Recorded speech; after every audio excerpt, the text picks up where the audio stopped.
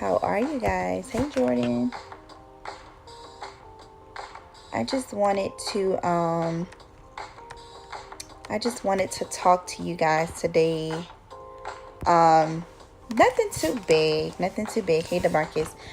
One thing I wanted to discuss tonight was I really am seeing a lot of people having oops, sorry. I'm seeing a lot of people having a rough time right now when it comes to like depression and really just being happy. And I just wanted to come on here and I just wanted to tell you guys that no matter what you're going through, just remember that it is not the end of the world. Things do get better. If you feel like you are seeking, for someone else to make you happy, or you're just like, this person, I just need this, so maybe this will keep me happy.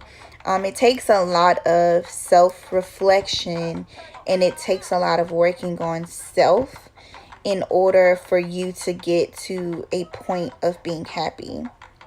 I know, like, for me, over like I've dealt with depression like really really bad. Like, it was really really bad as a teen, and when I became an adult, I was better able to handle it, but I still had my spells where I would just be in the bed for days, like not taking a shower. My room would be dirty, like my house would just get chaotic, and those things happen. And then one day I really just had to look around me and I was like, Miranda, you're so much better than this. My problem was not that big. My problem was not bigger than who I was. And so I really had to tackle things within myself to get me to a place of saying, okay, this is where I need to be. How can I get myself there? And I, found some resources because I couldn't do it by myself. I really couldn't. Got the resources I need, got things done. And literally, maybe over the last couple years, I don't wake up to an alarm clock. I just wake up on my own, and I wake up just happy. Like, it's literally like I literally wake up out my sleep sometimes and I'm like, thank you God, like just thanking him for life, because there were times where I wanted to not be here, and I just, I'm grateful, and I just wake up happy, because it takes a lot of inner peace and inner and working on yourself in order for you to get to the point of where you're truly happy. So, I mean, if you guys are going through some things, just remember, no matter what it is, you guys are not alone. I know a lot of times going through depression, we feel like we are by ourselves, and we really just feel like we don't have nobody to go to. And it hurts, it really does hurt when we find ourselves in this shell that, we're just like, man, like, I don't have anybody. And sometimes, that's really not the case. Like, you have people. It's just that depression swallows us. It really consumes you so much that you get in this shell that you feel like nobody is there for you. But there's so many resources. If you guys just, if you are going through something, and I know that I may not be like y'all's best friend or y'all don't know me personally, but if you want to reach out to me just to talk, I'm available. But I also have resources. So if you're like, Mandy, I don't feel comfortable talking to you, but I do understand that I need help and I can't do it by myself, can you help me? I do not mind giving you the resources you need or showing you where you need to go in order for you to get the things that you need to get to help you in your stint with depression, because it's hard. It's really hard. There's people who have financial issues. Just going through a financial strain alone is stressful. Going through things with trying to raise kids, you know, trying to go to your job and then come home, being a single parent, you know, those things can be very stressful. Some people have issues with their health, that can be very stressful. You know, and there's so many things that play a part in just really being depressed and really weighing on your life to get you in depression. But understand you are not alone. Understand it does get better. Sometimes, you know, you do have to fall for you to realize, okay, I've been here. I can, you know, get through anything. You know, I've experienced homelessness as a child. Like, I've experienced homelessness as a teenager and I've experienced homelessness as an adult. And like, you know, it's crazy because I went through it the worst as a teenager because, you know, when I was a kid, I remember, but I don't really remember, you know, because I was like maybe 5 or 6 or something like that. And as a teenager, it was it hit me harder because I had to get it out the mud on my own. It literally was just me. I had to try to figure out life by myself. It was like, imagine being a teenager, being homeless, and trying to graduate high school by yourself. Those things are hard. You know, those things can weigh on you. I've been and it's crazy because when I was living with my mother, you know, I had a really rough childhood, and growing up with my mother, we're better now. But growing up with my mother, I tried to, you know, kill myself 3 times. I ended up in a mental facility 3 times as a teenager. And I think that was over a span of like maybe 2 years.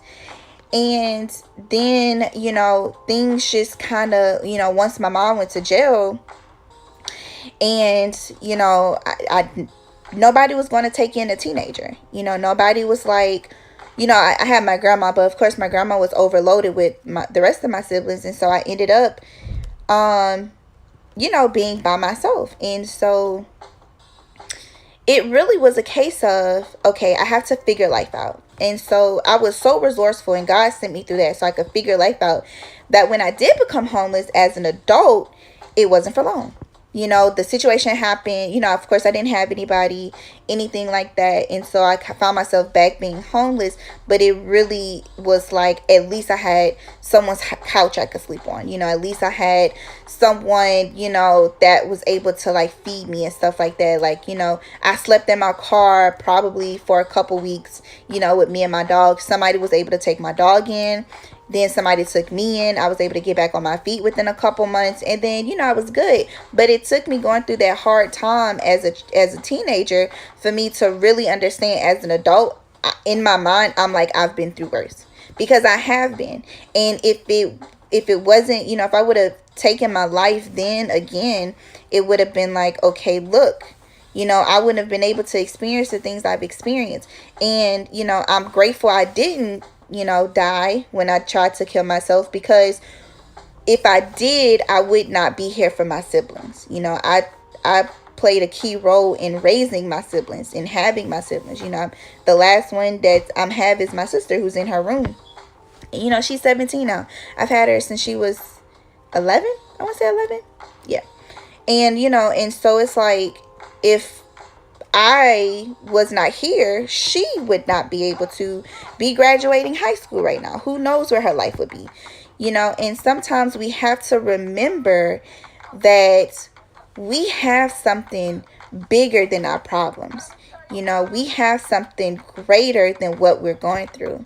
And, you know, if you're really going through something, if you're really struggling with anything, especially depression or anything like that, you know, I just want to tell you that I'm sorry you're going through the things that you're going through. And I wish that I could do something to make it all go away. I know I can't, but I will definitely pray for you. But I also want you to understand that, you know, I have made it a mission to make sure that people don't get stuck in their own head so much that they forget that people care about them, or they forget that they matter, because you do matter.